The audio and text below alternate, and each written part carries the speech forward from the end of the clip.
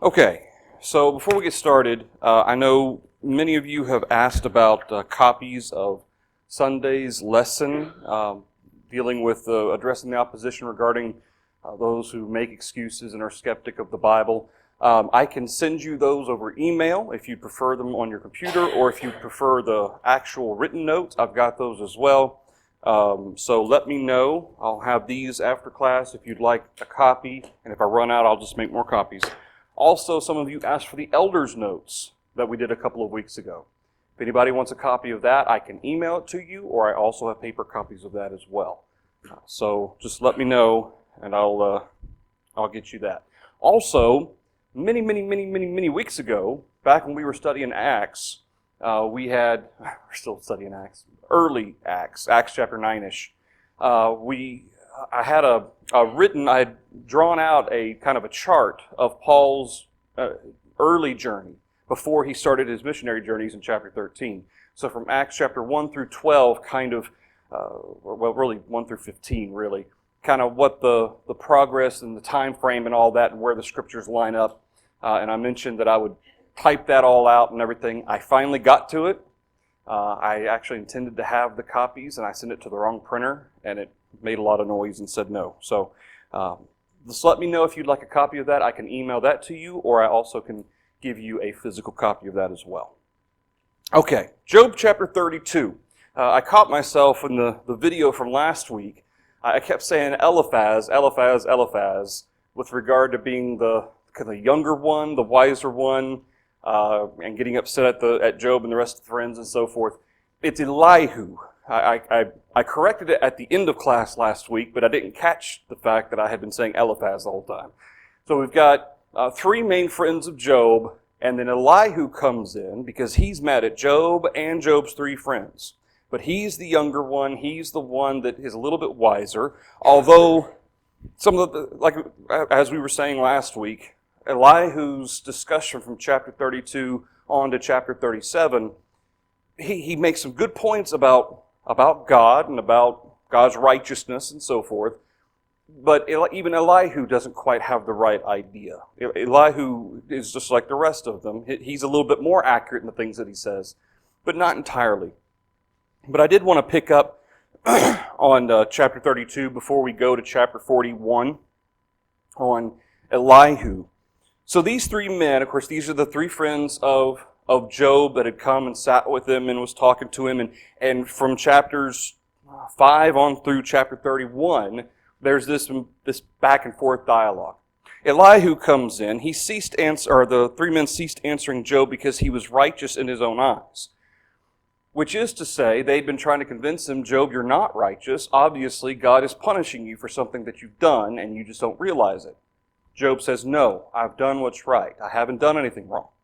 Verse 2, then the wrath of Elihu, the son of Barachel the Buzite, of the family of Ram, was aroused against Job. His wrath was aroused because he justified himself rather than God. From Elihu's perspective, and what he's going to go on through the rest of his dialogue to Job and discussing, from his perspective, God is the only one righteous, which of course, there is none righteous, no, not one. David says that. But with regard to Job's society's view of anything bad that happens, it's a discipline from God, it's correction from God, it's punishment from God. So Job has spent this much time saying, no, I haven't done anything wrong. God's not punishing me for anything. But from Elihu's perspective, Job, you need to be exalting the righteousness of God and not seeking to justify yourself, because that's what he's been doing. Although, understandably, because his three friends have been telling him, no, you're done something wrong. So verse 3, also against his three friends his wrath was aroused, talking about Elihu, because they had found no answer and yet had condemned Job. So Elihu's kind of in the middle. Okay, he's kind of positioned himself with the three friends on this side and Job on this side. Job, you're wrong because you're justifying yourself. His three friends are wrong because they don't have an answer for what Job's saying, but they're still condemning him. Okay, if you have what we call constructive criticism, You want to point out, give something constructive that Job can use, some area of his life that Job's not right, something Job had done that the three friends can point to and say, Job, see, this is what you did that God says not to. They didn't have an answer, and yet they still condemned him. So, verse 4, because they were years older than he, Elihu waited to speak to Job. When Elihu saw that there was no answer in the mouth of these three men, his wrath was aroused. So Elihu, the son of Barachel the Buzite, answered and said, I am young in years, and you are very old. Therefore I was afraid and dared not declare my opinion to you. I said, age should speak, and multitude of years should teach wisdom. But there is a spirit in a man, and the breath of the Almighty gives him understanding. Great men are not always wise, nor do the aged always understand justice. Therefore I say, listen to me, I also will declare my opinion. Indeed, I waited for your words. I listened to your reasonings while you searched out what to say. I paid close attention to you, and surely not one of you convinced Job or answered his words. Lest you say, we have found wisdom, God will vanquish him, not man. Now he has not directed his words against me, so I will not answer him with your words. They are dismayed and answer no more. Elihu, as he's addressing, he's specifically addressing the three friends of Job, condemning them first. Now, as he goes along, as we come into chapter 33, he starts addressing Job. He leaves the three friends, and now he starts addressing Job. He says here in verse 4, the Spirit of God has made me. The breath of the Almighty gives me life. If you can answer me, set your words in order before me, take your stand. Truly, I am as your spokesman before God. I also have been formed out of clay. Surely no fear of me will terrify you, nor will my hand be heavy on you. Surely you have spoken in my hearing, and I have heard the sound of your words, saying, I am pure, without transgression. I am innocent, and there is no iniquity in me. Yet he finds occasions against me. He counts me as his enemy. He puts my feet in the stocks. He watches all my paths. Look, in this you are not righteous. I will answer you, for God is greater than man. Why do you contend with him? For he does not give an accounting of any of his words. For God may speak in one way or in another, yet man does not perceive it. In a dream, in a vision of the night, when deep sleep falls upon men while slumbering in their beds, then he opens the ears of men and seals their instruction. In order to turn man from his deed and conceal pride from man, he keeps back his soul from the pit, and his life from perishing by the sword. He goes on and he describes how that God, he punishes man for things that man does. And the early part, I'm right there with Elihu, from the perspective that Job had gotten to a point where he was questioning the wisdom of God. And to a certain extent, Elihu addresses that. Specifically when he says, verse 13, why do you contend with him? For he does not give an accounting of any of his words, for God may speak in one way or in another. That's all true. God has every right to do what he does. However, Elihu is still holding fast to this idea that God is punishing you for something. That has to be the case. And he goes through here talking about God and the nature of God and how God, verse 5, for Job has said, I am righteous, but God has taken away my justice. Should I lie concerning my right? My wound is incurable, though I am without transgression. What man is like Job who drinks scorn like water?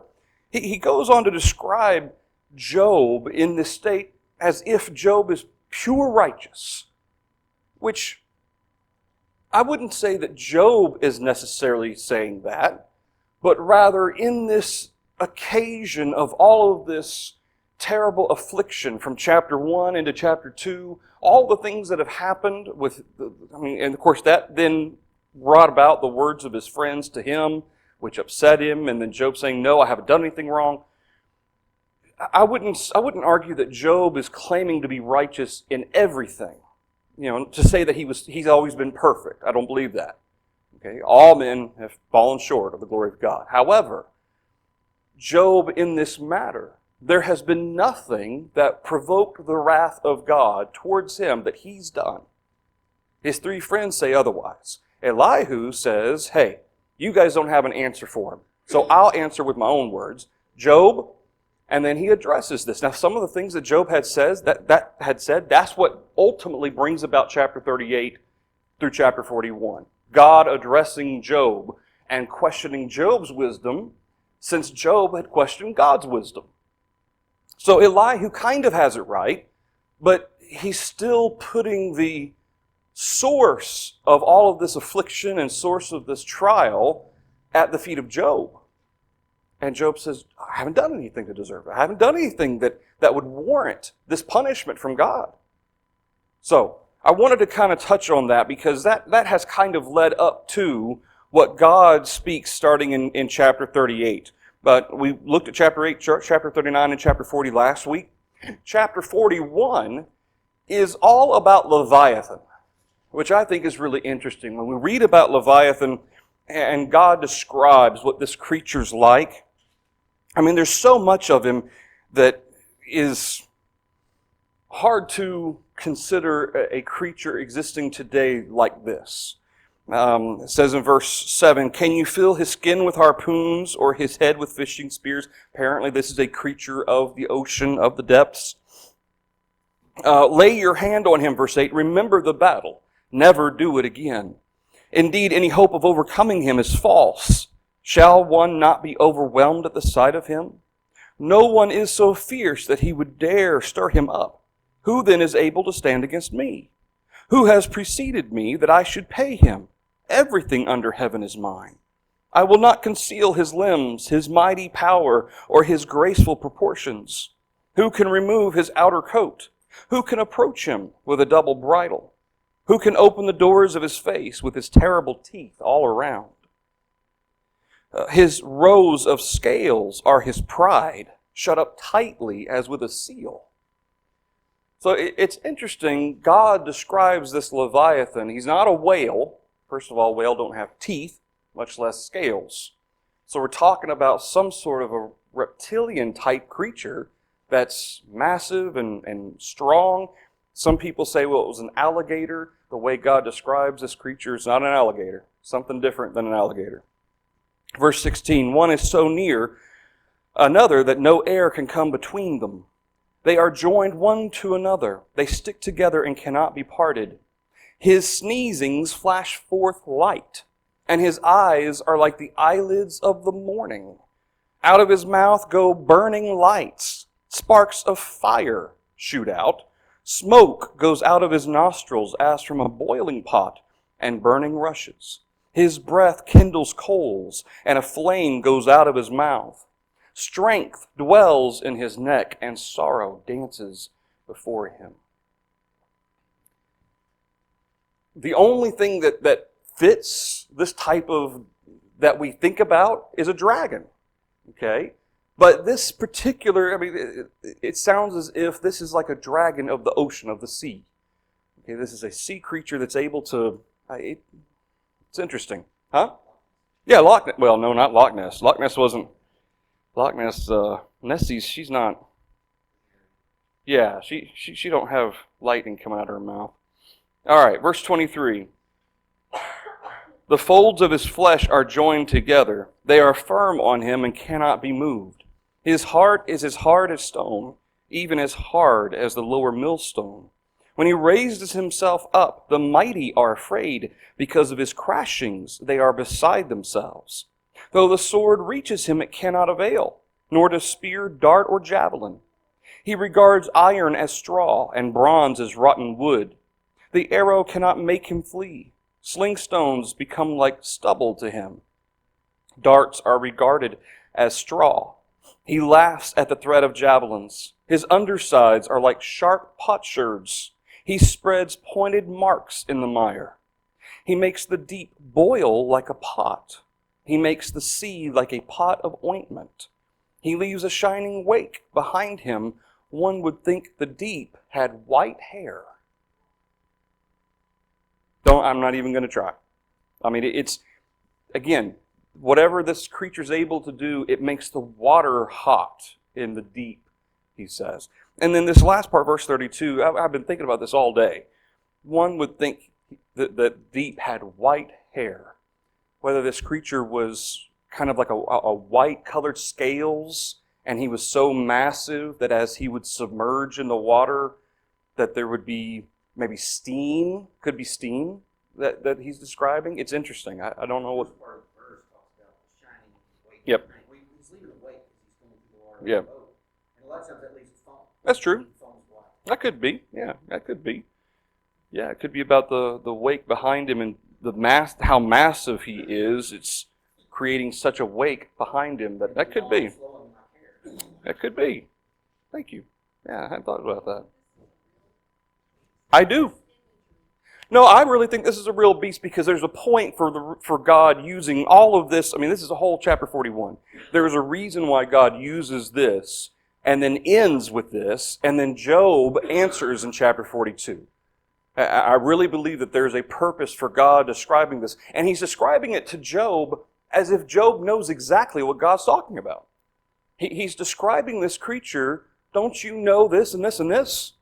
Okay, it's as if Job is aware of this creature, and God's going to use the example of this creature for a purpose.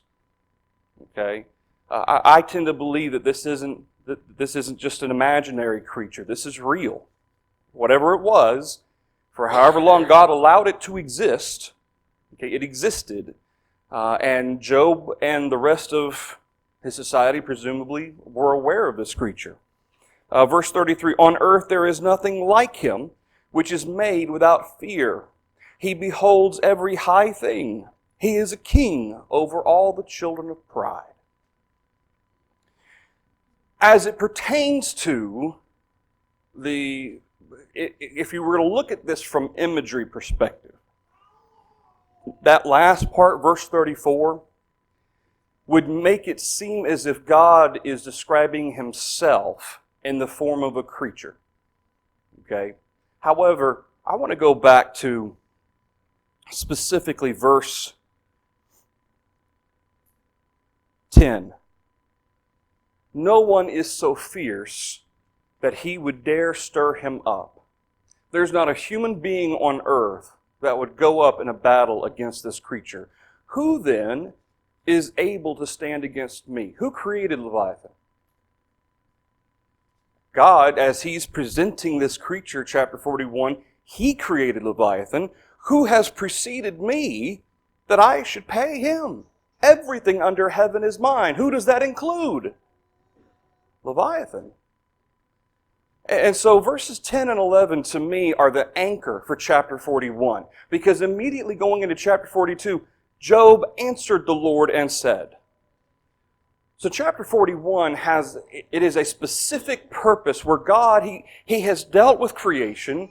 He has dealt with His nature, His characteristics. Job, do you know what the depth of kindness and all of this? He deals with other creatures as well. And then this is all built up, even talking about the behemoth.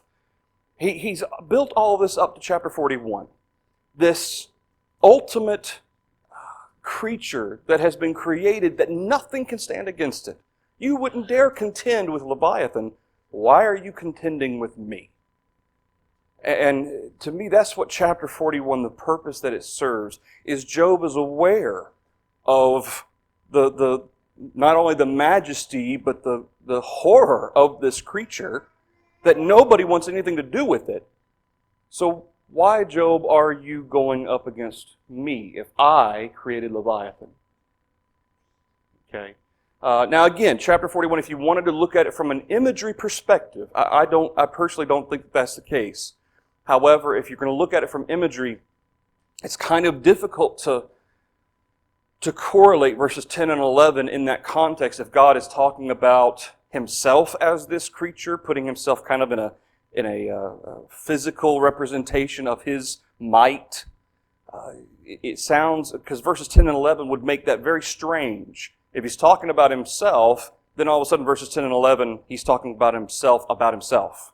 And that would be very hard to kind of harmonize that together if God's using that imagery to describe himself. Now, if somebody has other ideas on it being imagery, that's, let me know. But it's interesting, that when God offers this in chapter 41, can you draw out Leviathan with a hook or snare his tongue with a line which you lower? He's asking these rhetorical questions to Job as if Job knows, no, you can't. You can't catch Leviathan with a fishing rod. It's not going to happen. You can't hurt him with a sword or spears or javelins or arrows. There's nothing you can do against him. And notice verse 3, will he make many supplications to you? Will he speak softly to you? Will he make a covenant with you? Will you take him as a servant forever?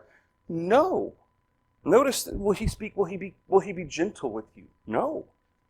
He's a predator. He's a creature. And you mess with him, you may start it, he's going to end it. Okay? Will he make a covenant with you? No. He won't bring about peace between us. And Job knows this. And all of this is in comparison to God. God, you can make many supplications to God. God will speak softly. God makes covenants with his people. And this concept of Leviathan and compare that to God, I believe is why chapter 41 is the end of the dialogue from God.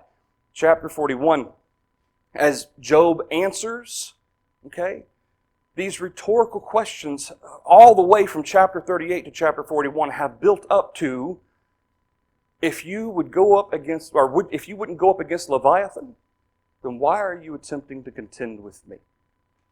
To me, that is the ultimate point of chapter 41. All right? Thoughts or comments from chapter 41? My personal belief is that Leviathan was a real creature and that he existed at a time for God's purpose and that presumably he no longer exists, or at least not that we have ever found. And so, as a result, whether Leviathan existed simply for God to one day be able to talk to Job about him, maybe, you never know why God, maybe that's why he allowed that creature to exist up until a certain time. For this maybe for chapter 41 specific purpose. Mm-hmm.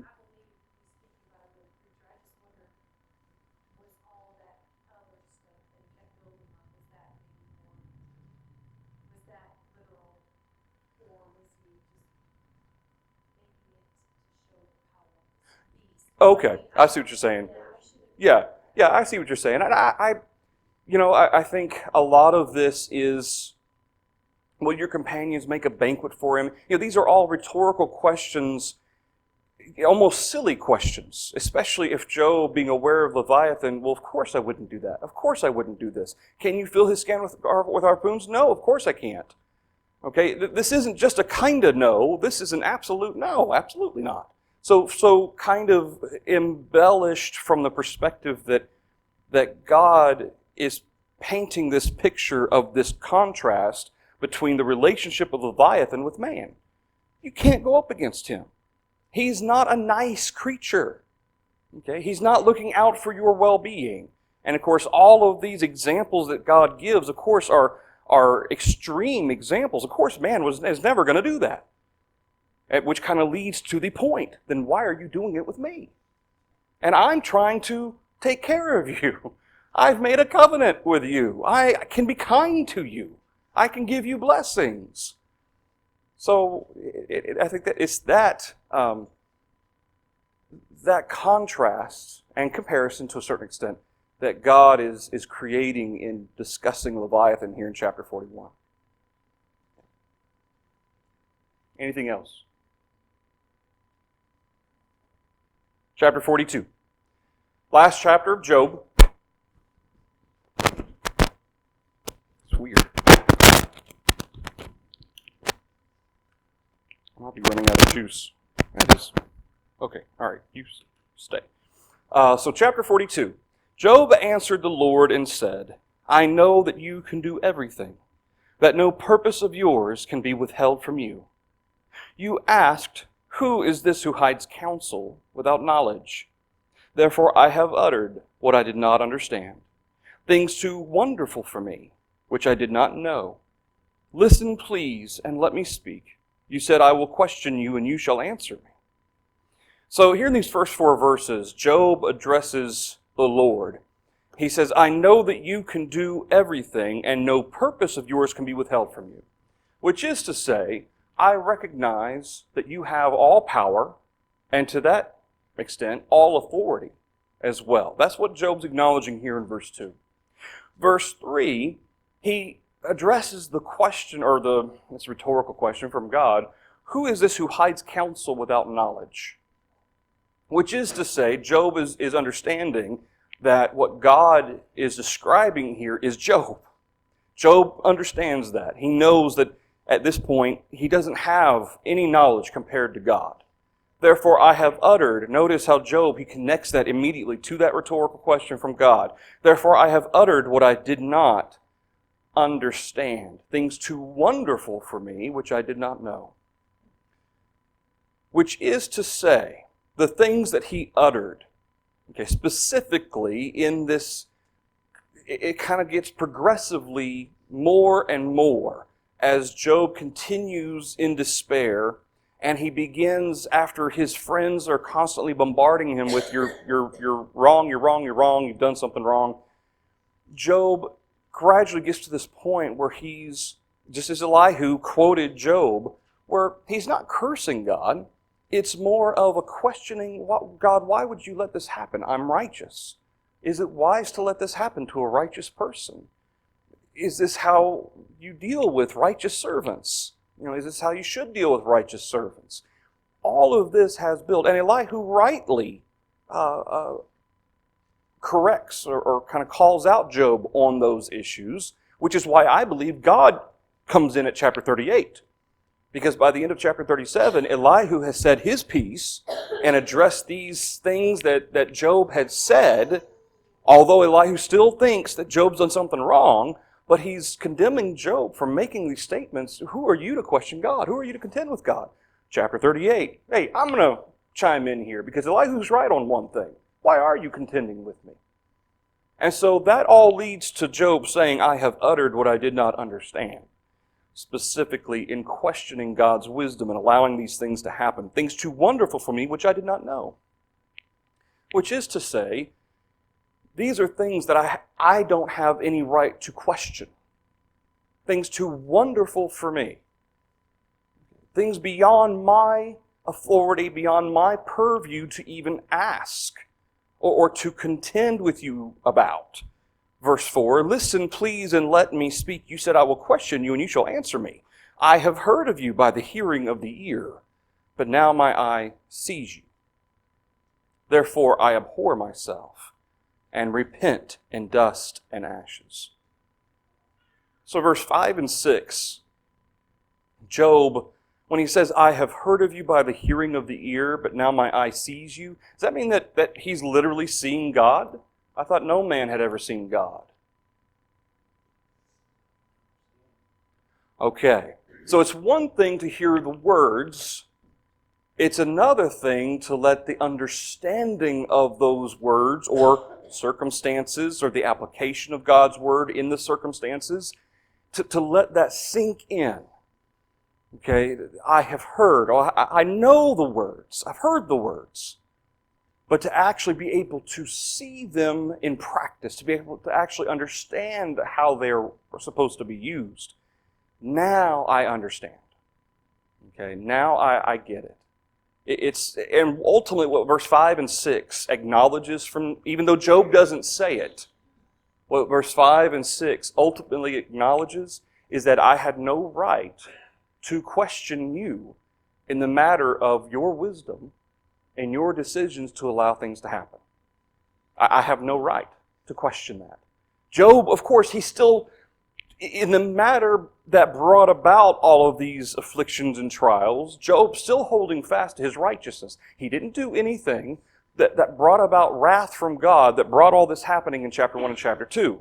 Okay? He's not backtracking here. He's not saying, oh, well, I must have done something wrong. No. But in this matter, as this situation went on and on and on, in this matter, he did sin in questioning God's wisdom, in contending with God in the matter of wisdom. That's why he says in verse 6, therefore I abhor myself and repent in dust and ashes. Job learns a very valuable lesson. And the fact that we know that he sins because Job says, I repent. Well, you don't repent or turn away from something unless there's something wrong that you've done and you know that, you've acknowledged it, and now you're seeking to make it right. Okay, that's repentance.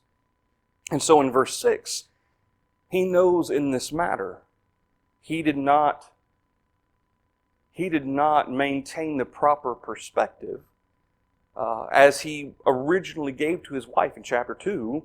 Shall we accept good from God, but not adversity? Okay, as time wore on, as these trials continued to wear at him, he did begin to question God's wisdom. Why have you allowed this to happen? Why would you let this happen to a righteous person? Okay. And it's that questioning of God that God ultimately corrects. And Job acknowledges that he did wrong. Okay. Again, you can speculate, I wonder why God allowed this to happen. I can speculate and think, well, maybe there's some good. Generally, out of anything horrible, anything tragic that comes about, there's always a silver lining. There's some good that can come about. Sometimes you have to really look for it, and sometimes it may, if only, be that I'm seeking to be the best example I can be in the midst of despair, just like Job. And maybe others can see my example, and maybe I can use the example of someone I know who's been through something terrible, use their example for me to stay strong. There's always something, some silver lining, some blessing amid the terrible trials that we face. And Job went a little too far. He went beyond just speculating to actually contending with God in the matter of wisdom. All right, anything through verse 6. All right, verse 7. So, this, as far as we know, this ends the dialogue between Job and God. Okay?